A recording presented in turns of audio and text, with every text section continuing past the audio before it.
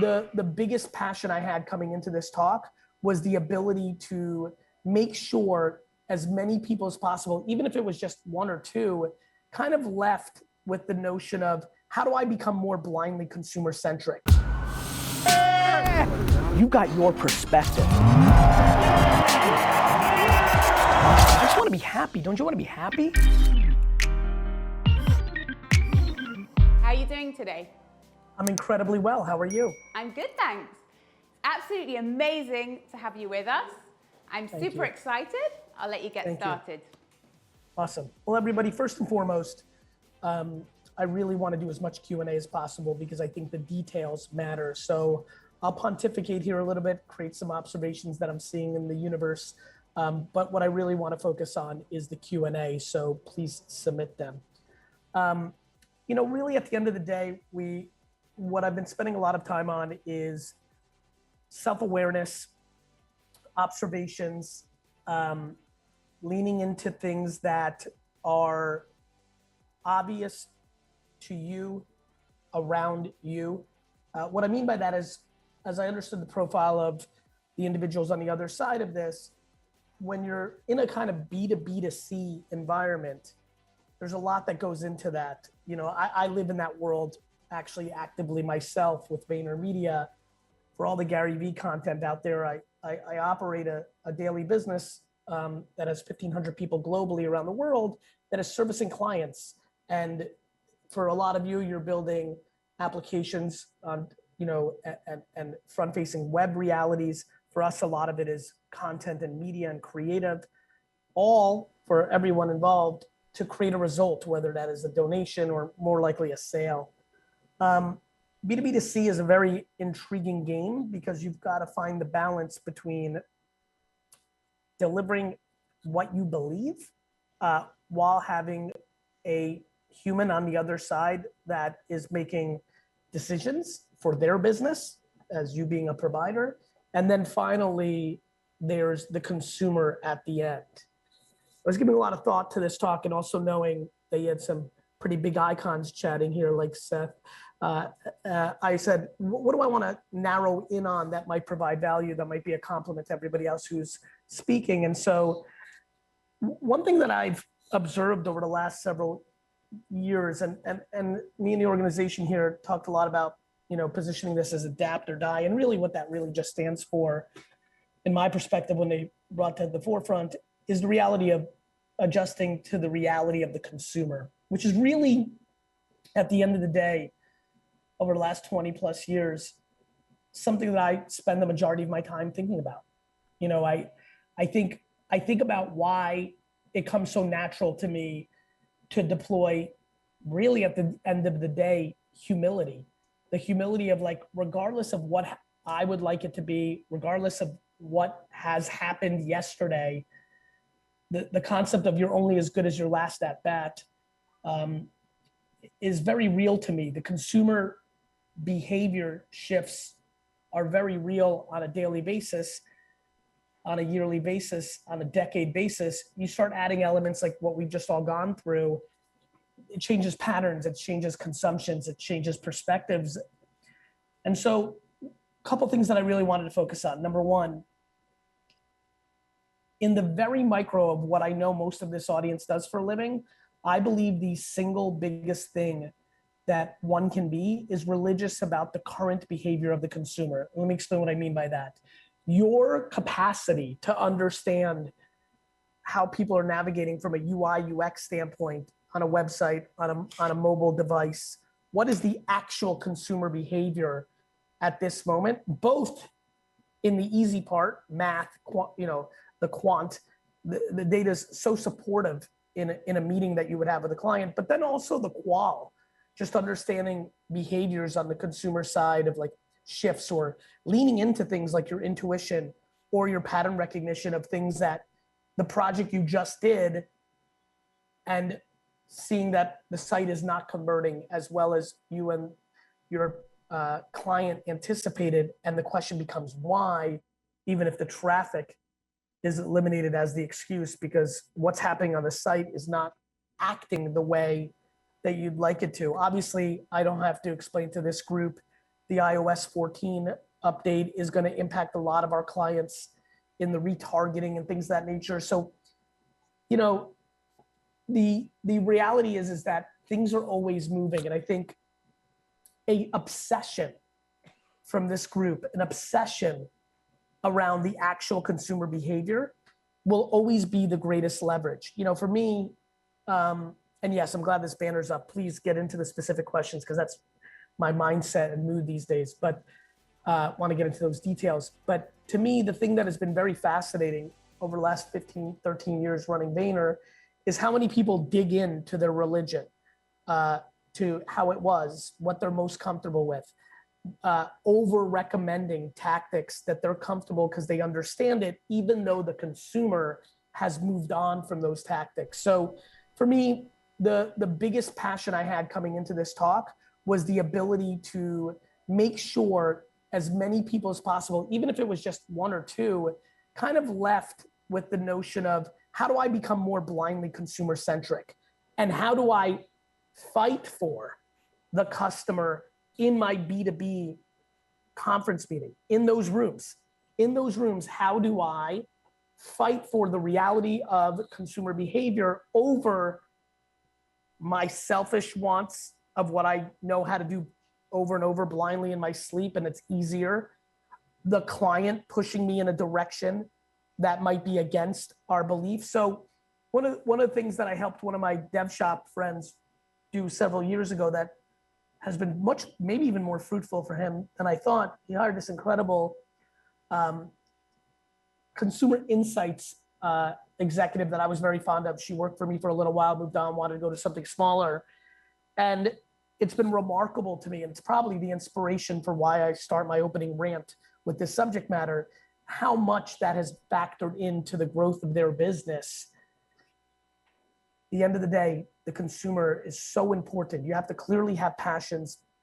You have to clearly understand what you stand for. You have to have a sense of what you believe, but please have the humility for the consumer.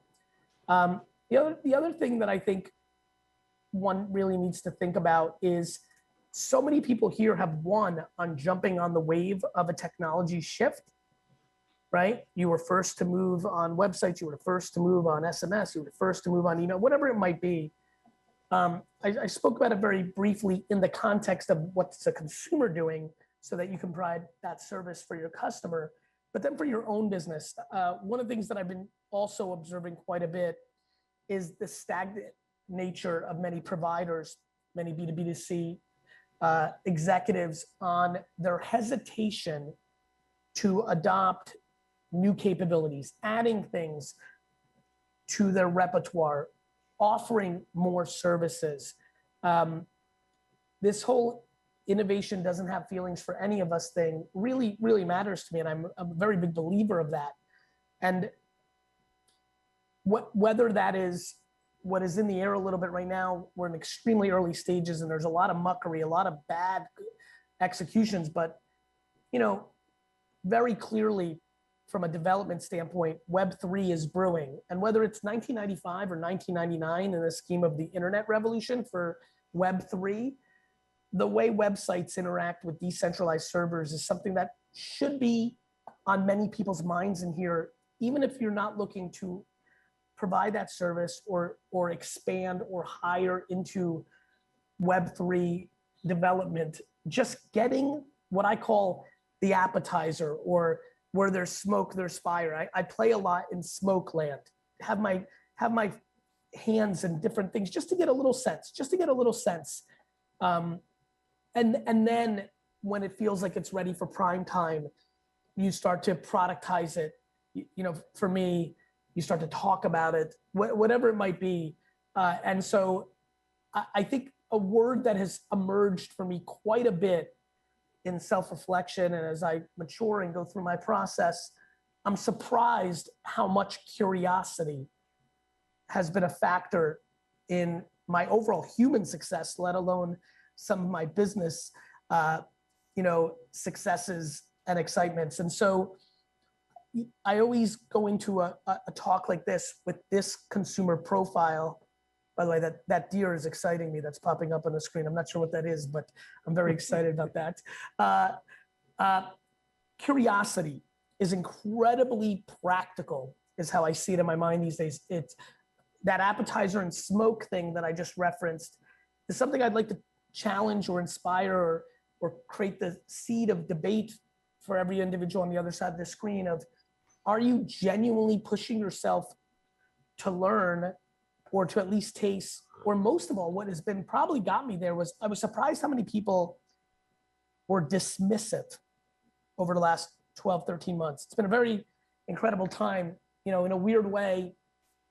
Zooms and things like this have allowed me to scale human interaction, right? The inefficiencies of travel or things of that nature. I've been able to have a lot of interactions during this period of COVID. And something that struck me both from Fortune 500 land, startup land, VC land, NFT land, just an incredible passion for no or dismissing, which I understand, grabbing a lot of insecurities, a lot of other variables that lead to that. But this audience, I think, actually has an incredible vulnerability when I think about B2B2C, to not stay curious, because another service provider has the ability to out-innovate and then commoditize what you bring to the table. I'm a very, very big fan of putting myself out of business before somebody else does it for me. And so, I would say we're in a moment of transition of consumer behavior in how they consume the internet. That will continue to flow, whether it's things a decade out or somewhere within a decade, like VR and Oculus, whether it's just the way people behave in mobile. This industry, again, building sites, all of you can have incredible context to what I'm speaking about. When the world really went more mobile native, there were so many dev shops that just didn't move quickly enough to understanding how to design or UI in a mobile environment, and many fell by the wayside. So, just a level of curiosity. If you're in the e-commerce element, if you look at the advancements of what's going on, within social shopping, are you in a place where you can develop social profiles that are more likely to convert than, let's say, on top of a WordPress infrastructure? So these are all things that I think need real debate with oneself. But I think the overall arching thing for me is I love these last 2 decades, and they continue to play out the same way with different nuances. These are substantial shifts in human behavior. The internet, it was substantial. You're about to hear at some point from one of the great thinkers and OGs of early internet behavior. I think I'm right about this. Seth sold one of his companies early on to Yahoo. Like, there was so much going on there, and it was so early, and there was so much that was assumed. Much of it did play out in different timing than a lot of us thought. Much didn't play out. And I think everything is now compounded. There's so much more infrastructure, the railroad tracks, the roads that are built. And so now we're on to that next phase. And I think for a lot of this group, this next 5 years is going to be defined on how consumer-centric, how curious they were to evolve their products and services. How much were they able to adjust, quote unquote, with the times? I'll spend a few more minutes on one other subject matter, and then we'll get into the Q&A. To make everything that I just said roll from like a strategy and leadership capability, there's another incredible nuance, which is another word I'm incredibly passionate about, is continuity. I think for a lot of you, if you're picking up on what I'm putting down, an incredible thing to really reflect on is how you're leading. So much I've come to realize as well, another fun observation during this incredible opportunity to think, continuity. Some of you may know I'm a very big New York Jets fan, and I love that team. And in football, there's something called an offensive line, because I know this is an international crowd, and the NFL is not necessarily an international sport, but there's these 5 gentlemen who protect the quarterback. And the data is remarkably powerful on teams that are able to keep those same 5 offensive linemen year after year for a period of time. And I think about that quite a bit when I think about organizations. How structured are you as a leader on being obsessed around retention and leaning into the emotional intelligence that is required to manage people individually and reverse engineer their ambitions, whether that is financial or credibility and fame or awareness, challenges. You know, I think that's something that people really need to reflect on, because to be able to have the time and the mental capacity as a business to innovate, you must be in a position where I call innovating and jumping into this hunting, you know, finding, right? You're going out and hunting. If your farming isn't strong back home, you're going to be in trouble. And so I think one little nuance on this framework of really leaning into the truth of consumer behavior today, and then allowing yourself to innovate your products and services, and then uphold that in the rooms with your clients, it's going to require great farming. And so I ask all the leaders to have a good sense of what their relationships are with the number 1, 2, 3, 4 people in their organization.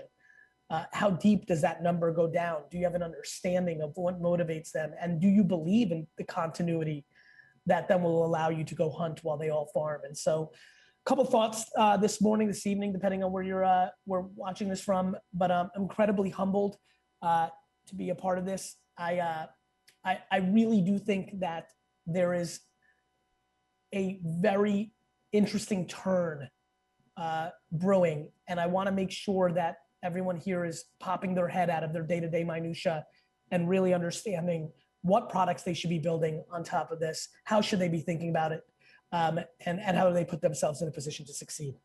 Thank you. Okay, thanks, Gary. That was an incredibly interesting opening for us.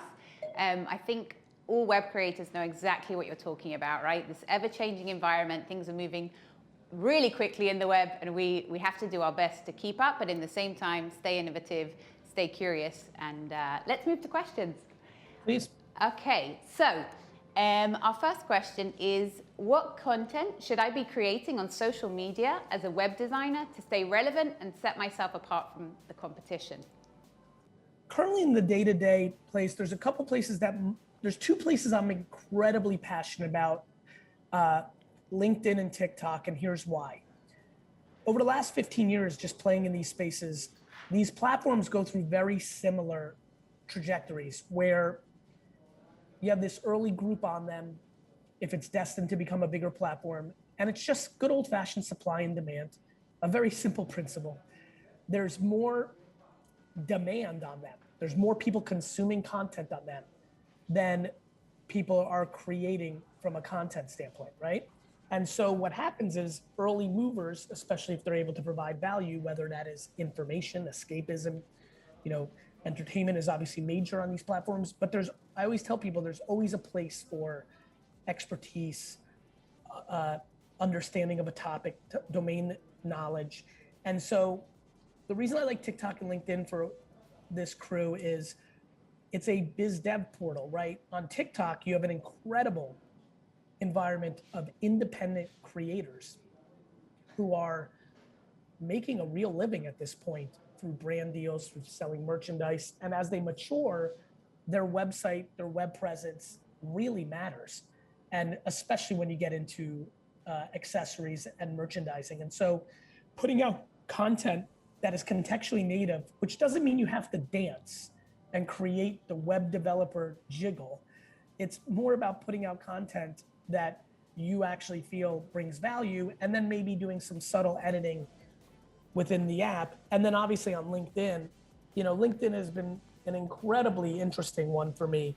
It was for almost a decade a utility, right? It was a place where people really used it for getting jobs, resumes, all that kind of reality we all know, recruiting. Over the last half decade, even maybe a little bit more, it has emerged as a meaningful, you know, content hub. And there's an incredible amount of consumption on it, and enormous amounts of B2B decision-making happens in it. And again, content creation is about self-awareness. As a matter of fact, this is great to have Seth here today. Seth is one of my favorite people to read. He has an incredible skill set to be able to write and make you consume it and enjoy it. That was not my destiny. You know, I don't have that skill. My comfort zone was more in video, you know, and that was a comfort zone for me. What's amazing about LinkedIn is whether it's the written word, whether it's video, or an emerging thing that I'm seeing from people is they have the gift of gab. They like to do the talking, but for some unfortunate reason, they have a level of insecurity of being on video, which, you know, comes in many shapes and sizes. And I think that the recording of an audio clip and then posting it in a LinkedIn environment is an opportunity for many, even when you get a random great thought or an observation of things that people should be thinking about. So LinkedIn and TikTok have the organic reach to allow everybody who's watching here who doesn't have any audience that a meaningful piece of content that was destined to get a little awareness becomes a biz dev portal. Those are two places I would focus the most on the supply and demand of attention. Okay, thanks, Gary. I mean, I do like the idea of a web creator jig, but I hear what you're saying that we don't need to go, that route. Actually, I'm sorry to interrupt. That's a very important point. I think people are intimidated by TikTok in a lot of ways, which is why I say that. On the flip side, God willing, the web creator jig could ridiculously, that's what's so ridiculous about TikTok. That makes no sense. That wouldn't be my betting horse. And yet, if somebody said to me that was destined to hit, I'd be like, yeah, that's just the way that platform works. And so I think not being in no culture is very important for content creation. And I think that's something everyone here should think about. Okay, that's definitely a good one. Good piece of advice there. And I really love this question because I think it's something that we talk about a lot at Elementor. Okay, so I'm going to read it out. Client behavior and consumer behavior can be very different. How do you navigate the divide between the two? Brilliant question. It's a great question, and it completely affirms what I tried to start this talk with, right? This is why I think, you know, that whole, I genuinely believe this statement. Whoever's closest to the consumer wins. It's just so darn obvious in many ways. And in our B2B2C realities for all of us, it's also true. It has been, you know, I came into advertising, especially Madison Avenue, with such blind eyes, genuinely knew nothing. And what guided us and gave us an incredible start was we were just blindly consumer-centric. This is what's happening with the customer. This is what's happening with the customer. We also had an appetite and a willingness to not win the client.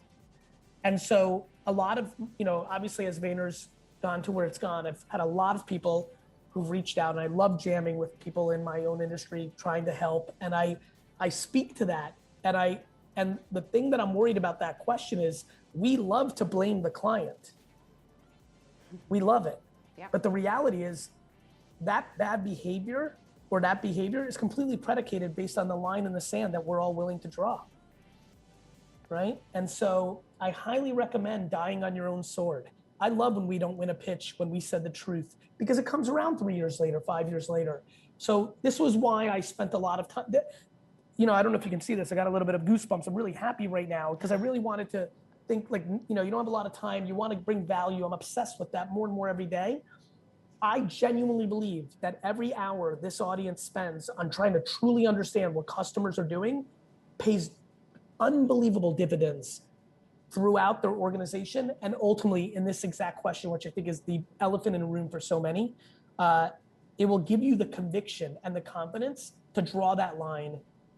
You'll start to get intoxicated when you're gonna lose. Let me give you a news alert because I live it. You're gonna lose 8 out of 10 because of it. Because a lot of people on the other side want to go with the easy and the historical. When you win the two, you win them on your terms, you do better work, it feels better, and it builds momentum, and that's what I dream for a lot of people on this call. Awesome, thanks for that. We actually have a live question coming in. So I'm gonna activate the video, if I can.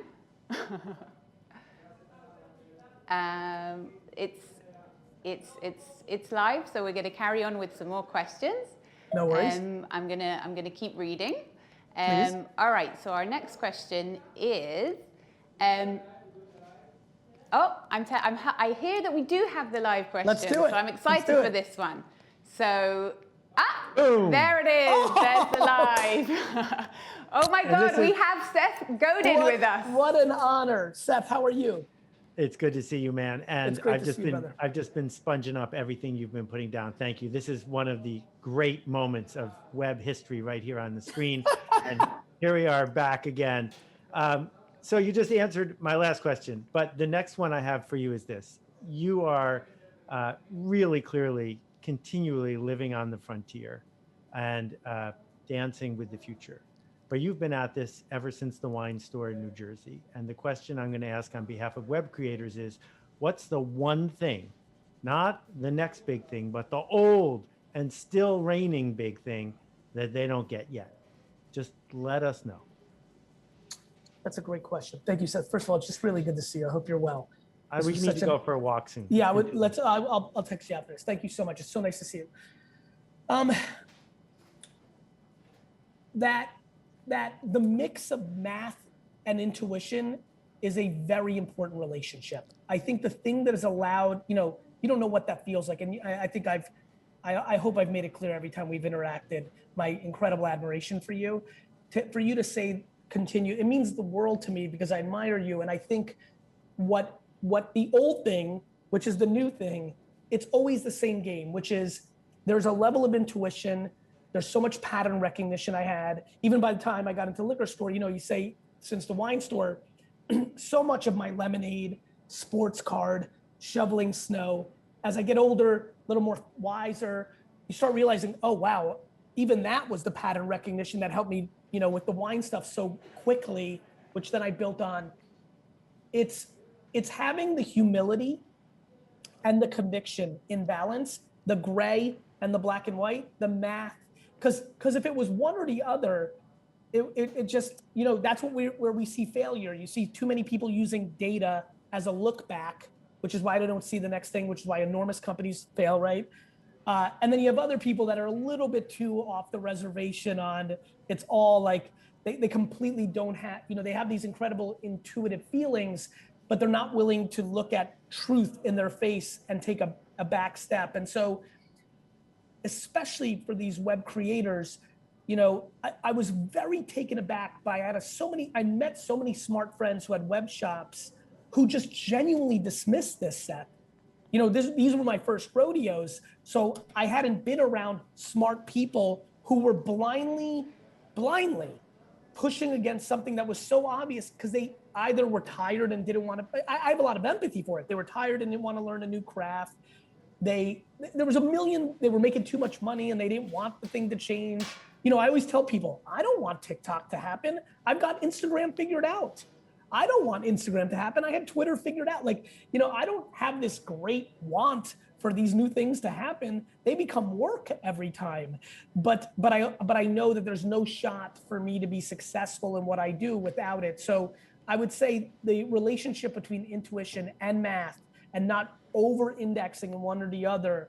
And if it doesn't come natural, one or the other, surrounding yourself with teammates, that is just a tried and true old thing. Thank you, sir. Keep leading. Thank you. Thank you, my friend. We'll talk soon. Okay. I can't wait. That was a huge treat for us. Gary, I hope you're down with the surprise. And Seth, thank you so much, and we'll see you a bit later. Okay, so I'll move on to the next question for you, Gary. Another great one. Done or perfect? Is always done better than perfect? And is always perfect done? The people out there are curious about what you think. Perfect is an insecurity. Now, in web development, it has to work, right? But I find that people that are in love with perfection are using it as an excuse to not be judged, to procrastinate, to create leverage, that they're a perfectionist around the others to give them control. So I'm a big fan of done, big fan. Okay, I really love that answer. I feel like you were speaking directly to me, so I'm sure it's resonating with other people as well. Next question. What's the most important post-COVID trend? Apps, social media, what do you think? What's the most important trend that we're seeing? The macro trend is eliminating friction, right? You have a lot of people in their 40s to 80s that got accustomed to less friction. right? They know what people, let's say under 40, have natively been comfortable with. And those are arbitrary numbers. I'm 45 and I'm very in this, but like, so I think the trend is eliminating friction. So whether that's last mile delivery, whether that's a million other things, I couldn't push people enough to, in their web development, create experiences that eliminate friction. Like nobody wants a big banner pop up to sign up for the email, even though it converts well. But how can you do it better? Because it eliminates a little friction. People that can advance things to eliminate friction will be the big winners. So lack of friction is a huge consumer want. It's always been, and it's been accelerated with COVID because people got into convenience realities in their day-to-day. Okay, love it. Next question. What is the best way to get leads when you have a low budget for marketing? We're really all over today. Loads of different directions for you. Good question. LinkedIn organic content. I'm telling you, everyone, you will be blown away. You could have no followers. You cannot even have a LinkedIn account. And you can create one, post your first post of 3. Let me give you a good one. You're in the mood. You're a good writer. 21 things to think about in 2021 when designing your website. That's what you title it. You write it. You'd be shocked how many leads come from things like that. But you got to stay with it. It's like working out. The first exercise is not going to get it done. Keep chipping away at it. Okay, I think this is a great follow-up, kind of, because it's this next question says, when you first started VaynerMedia, how did you go about signing up your first clients without a portfolio? From what I understand, they were quite big accounts too. They were. I had a little bit of an advantage because I did what I'm telling everybody here to do. I was creating Twitter content, a lot of it, and had built up a little bit of a notoriety for being right or being ahead of things. And that led to, Campbell's and Pepsi to consider us, to give us a shot. And so the NHL. So it was my content that led to relationships that led to business. And I believe everybody here can do it too. And LinkedIn and TikTok are incredibly organic places right now, and one needs to be figuring that out. Okay, great. Next question. 3 recommendations to better understand the consumer. Listen, and let me explain by that. Discords, Reddit, Twitter, Instagram, Explore. Those 4 places are incredible. Join Discords, join Reddits, use hashtags and look at trending topics, use the Explore page. Spend your time in communities to extract consumer insights. Read and contribute. Join Facebook groups. I think Facebook groups are very sneaky and good. Local ones, subject matter ones, AKA if you're a web developer in Mexico City, join the Mexico City Entrepreneur Facebook group. Subject matters, join small business group. Small businesses always need your work, so that kind of stuff. Okay, great. This is a good one also because you have talked a lot about LinkedIn, Twitter, social media. So where do you see the role of websites in the world of social media? Oh, they're still incredibly important. I think social media's job a lot of times is to get people to websites. And I think websites carry an incredible amount of weight. I do think with social media, a lot of people use social media sites to do what their website used to do for them. So there has been some fragmentation, but I could never imagine not having websites for anything I'm doing as of right now. And when that becomes a day, then I'll adjust. But I think websites matter tremendously. I see a lot of influencers who have 20, 30, 40 million followers and have a very shitty website or don't even have one. And it baffles me. It's a huge missed opportunity to collect opportunity. And that's why I like TikTok for a lot of people here. I think they could go viral as a web developer on TikTok, which would then lead to people DMing them and asking them to build their websites for them. Okay, cool. I think coming from someone like you, we're all feeling a bit calmer now that websites are here to stay. So next question, how do you recruit team members? We're at scale now. We're almost 1,500 people, so there's a lot of word of mouth.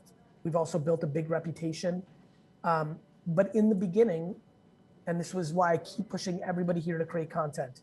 It's about creating content, because when you do a nice post on LinkedIn that's smart, people are going to go to your LinkedIn profile. They're going to click your website. You're going to have a hiring link on your website, and people are going to fill out that form. Content is it's the hunter.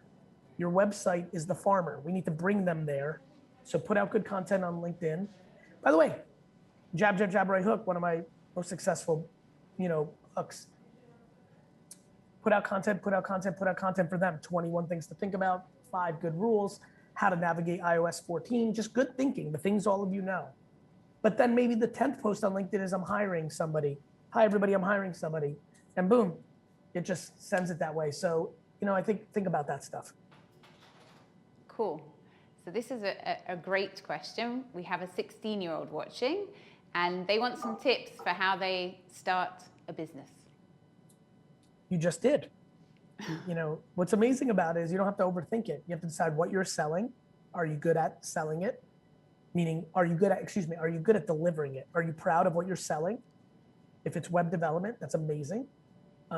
If it's NFT art, that's amazing. And then you've got to go out and build awareness through content. Content is commercials. Commercials built Coca-Cola and McDonald's, and they'll build you too. You just have to be self-aware and put out more content than you think, because those are your at-bats, and that's how I see it.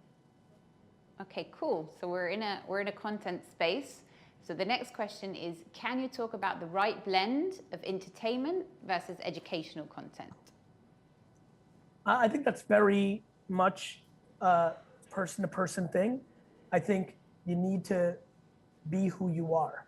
So if you're inherently, I think for me, I blend my personality into my information content, which I think is why it works. I think that for a lot of people, they think there's a right answer and there's not. It could be 88-12, it could be 50-50, it could be 12-88. Lean into what you are, because all of it works. Awesome. So next question. Any tips for getting through the hardest part of your business, the grind? For me, it's hard to answer this question because I enjoy the grind, because I like it. For me, running a business is like playing golf or sailing or rock climbing. For a lot of people, those are their favorite hobbies, and they like the hard part just as much as the accomplishment. That's how I see business. I see it as a hobby. And so for me, I love my process. For everybody who's thinking about this, you got to ask yourself, how much do you love it? Are you doing it for the money, or are you doing it because you can't help it? You just like it so much. And I think that's where you start figuring out the grind part.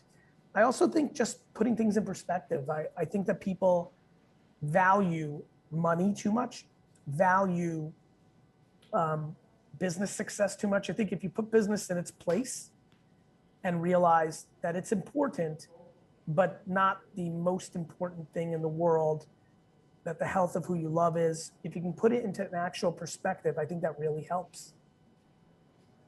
Yep, I'll have to agree with you that perspective is everything. So I guess maybe this one you don't have an answer for, but what was the moment that almost had you quit, and how did you get over that hump? I've never had that moment. I don't want to make up stories. I just haven't. It's just, which I'm very fortunate. I've had challenges in the micro, what I would maybe micro quitting, right? And I've handled them 2 ways. Sometimes I have stopped. Sometimes I've shut down companies, divisions, and I don't judge myself. I'm trying the best I can, and sometimes I fail, and I'm okay with that. Other times I just liked it so much that I persevered through those challenging days and found myself on the other side of it feeling very accomplished that I got through it. Great. How can a freelance designer close high tickets? I'm having problems closing deals. The first calls go incredibly well, but once the price goes out, I'm having trouble closing the deals. To me, I'm a big fan of more at-bats. right? Focus more on getting more of the meetings. Like, have you had 8 first amazing meetings and then went 0 for 8? Well, then get 52 opening meetings. Humility. I think some people, I like to ebb and flow with my fees, whether that's speaking, VaynerMedia. You know, if you're a little cold and you're not having success, you lower the price. If you start building back up, you raise the price. More first meetings and having humility to lower the price for a period of time when you're in a cold streak. Okay, great. All right, the next question, Gary, how do you see the future of web? Is no coding going to take down the coding? I'm not sure. You know, I don't like answering things I don't fully know. I think that I have a tough time believing that no coding is so omni and so at scale that it affects the majority of people that are on here right now. So I do think coding on top of decentralized servers is something a lot of people should be thinking about. I am bullish on Web3. So that's what I'm seeing. Great. How can I keep my social media content hot and interesting? There's just so much out there. By not worrying about that. You know, you can't worry about competition in that scenario. The most simple way to win that game is to continue to challenge yourself to be authentically you and show all parts of you. You know, I show that I'm a Jets fan. I talk about liking bone broth. I talk about wine. I talk about many things. And so I think too many people are too limited. Yes, you're a web developer, but you're a million other things. And maybe it is your deep passion of fishing and your knowledge about fishing and your fishing content that actually leads to more web contracts than even your web developer content. And I think too many people don't show enough sides of themselves. Okay, I think this is probably going to feed into the next question, which is for a new web design and digital agency, how would you suggest to compete and stand out against companies that have 15 plus years experience and always seem to be one step ahead? Content on LinkedIn about things you're seeing, put out your best information for free like I do, which attracts intrigue, and then have as many first meetings as possible. And like the freelancer, have the humility to price accordingly to the reality of your situation. I was a very accomplished businessman when I started VaynerMedia, and I was selling my services for nothing. I was getting paid more to give a speech for an hour than I was getting paid to work on an account per month. And I was okay with that because I had the humility and patience to build the company. Awesome. Those are definitely themes that we hear coming from you a lot, which is great. Consistency, you said it earlier. What are the most common mistakes one could make in a startup? What are ways to avoid them? Spending more money than you have. I find people very funny with their monies early on. And again, back to consistency. Being fancy. When you're in the beginning as a startup, you need to just get to the next day. And a little more humility around pricing and servicing is required while not compromising what you're about and what you believe in. Okay. All right. Well, we're coming up to time. So I think we have time for one more question, which I'm going to ask now. How do you discover new consumer trends? How do you avoid a sunk cost fallacy? I just listen. We said it earlier.